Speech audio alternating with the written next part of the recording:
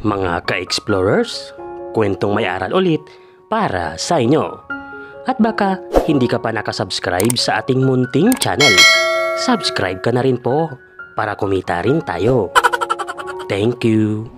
Hindi pa sumisilip ang haring araw, ay nandun na itong si Nelson sa kanyang pwesto at nag-aabang ng kanyang magiging customer ulit sa araw na iyon. Isang mananahin ng sapatos itong si Nelson. At mag-10 taon na ito siyang nakapwesto sa lugar nito, kung kaya't marami-rami na rin ang nakakakilala sa kanya at dumadayo sa pwesto niya para magpaayos ng sira nilang sapatos. Kahit na simple lang ang kabuhayan ni Nelson, ay nakilala ito siyang marangal na tao at walang kasing bait. Sa katunayan nga'y kadalasan kapag naaawa ito siya sa kanyang nagiging customer, ay binibigay na lang niya ng libre ang serbisyo nito.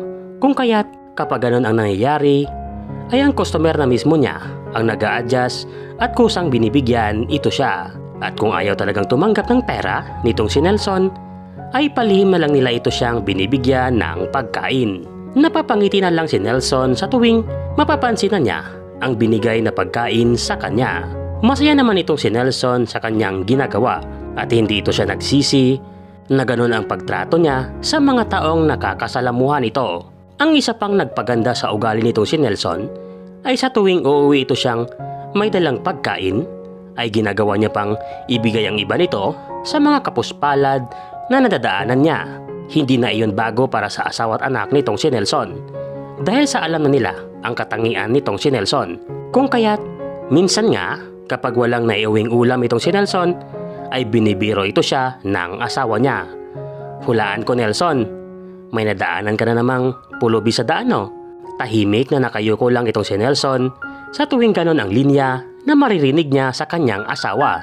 Okay lang yun, Nelson. Sa katunayan nga ay, bilib kami sa iyo ng anak mo. Halika, kumain na tayo. Bumili kami kanina ng pang-ulam natin. Saad pa ng asawa niya. Sa gabing yon ay masayang nagsalo-salo ang pamilya nitong si Nelson. Pagkasunod na araw, sa trabaho nitong si Nelson, ay may mga kabataan na pinagtripan ito siya habang nagtatahi ng sapatos. Sa puntong yon ay namangha itong si Nelson nang gawin siyang ipagtanggol ng mga taong nasa palibot niya. Hoy mga bata kayo, kung wala kayong mabuting gagawin dito ay mabuti pang umalis na kayo. Mga wala kayong galang. Ganyan ba ang pagpapalaki sa inyo ng mga magulang nyo? Sigaw ng isang lalaking nakakakilala kay Nelson. Dahil sa sinabi niya ay natakot at nagsialisan ang mga batang nang titrip kay Nelson. Laking pasalamat naman ni Nelson sa taong yon na nagtanggol sa kanya at nasayahan ito siya dahil sa meron palang mga taong tumutulong sa kanya. Kinahapunan, habang naghahanda itong si Nelson na magligpit ng mga gamit niya, nasilayan niya itong batang nakaupo sa gilid ng kalsada na umiiyak. Ginawang lapitan ni Nelson itong bata. Bata, bakit ka nandito sa ganitong lugar? Magtatakip silim pa naman na. Nawawala ka ba? Opo, manong. Naiwan po ako dito. At hindi ko na po alam kung saan na ang mga magulang ko.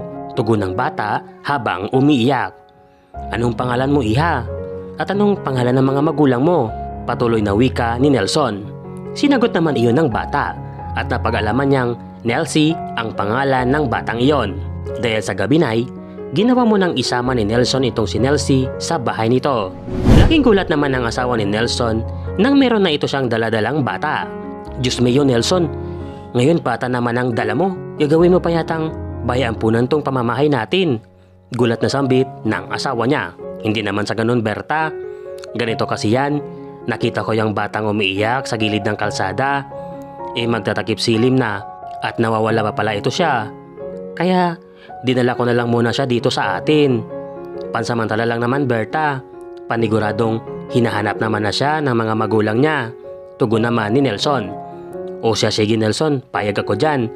Kawawa naman yung bata. Halina kayo at makakain na tayo. Kanina pa namin kayo inaantay. Mahiyahiya pang kumain itong si Nelsie dahil sa naninibago ito siya sa mga kasama nito. Ngunit dahil sa pagod at gutom ay naparami ang nakain nito. Dahil sa walang TV itong si Nelson ay hindi niya nabalitaan ang paghahanap dito kay Nelsie. Kung kaya't tumagal pa ng 1 linggo itong si Nelsie sa kanilang pangangalaga. Sa loob ng 1 linggo ay mabilis na napalapit ang loob ni Nelson sa bata at sumigla ito siya at nagkaroon pa ng gana sa kanyang pananahi ng sapatos.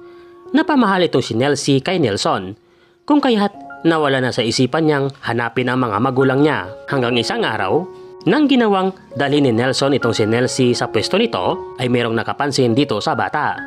Dahil sa namukaan niyang siya yung batang pinaghahanap. Nakarating sa mga magulang nitong si Nelsie ang pangyayaring yon. Kung kaya't agad ito silang lumuwas papunta sa kinaroroonan ng anak nila. Sa paghaharap ng mga ito ay umagos ang mga luha ng ama nitong si Nelsie. Dahil sa itong si Nelson pala, ang ama niyang matagal nang nawawala at matagal na rin niyang hinahanap.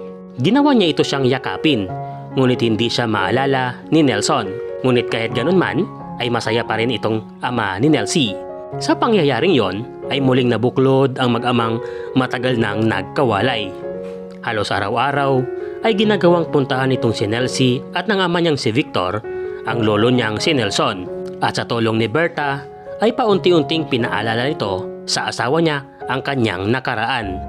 Nakita lang pala ni Berta itong si Nelson sa dalampasigan na walang malay, na kung saan ay nagtatrabaho bilang isang seaman itong si Nelson. Ngunit dahil sa isang trahedya, nang lumubog ang barkong sinasakyan nila'y nagkawatak-watak sila ng mga kasamahan nito. At milagrong nakaligtas itong si Nelson, ngunit nawalan lang ito siya ng alaala sa kung sino ito siya. Sa 1 taong lumipas ay ginawang ipaterapi ni Victor ang ama nito, hanggang sa gumaling na ito siya at naalala na niya ang kanyang nakaraan. At masaya silang nagsama bilang isang buong pamilya. Mga ka-explorers, iba kung gumawa ng paraan ang ating Panginoon. Gawin po nating magtiwala sa kanyang kagustuhan at timing.